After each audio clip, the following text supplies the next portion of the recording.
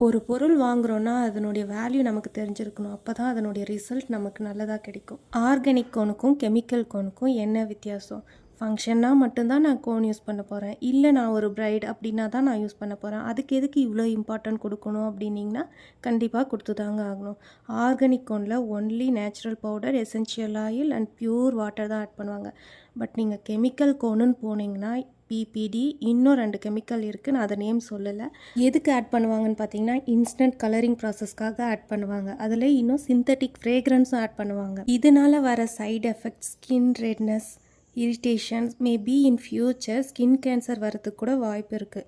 But organic கோனில் no side effect, அது போல் நோ இன்ஸ்டன்ட் கலர். 6 ஹவர்ஸ் கழிச்சு தான் கலர் வரும். நார்மல் என்னால் யூஸ் ப்ரொசீஜர் தான் இங்கே ஆர்கானிக் கோனும் ஃபாலோ பண்ணணும். சின்ன விஷயம் தானே, இதுக்கு எதுக்கு இவ்வளோ இம்பார்ட்டன்ட் தரணும்னு யோசிச்சிங்கன்னா இன் ஃப்யூச்சர் நம்ம தான் கஷ்டப்படணும்.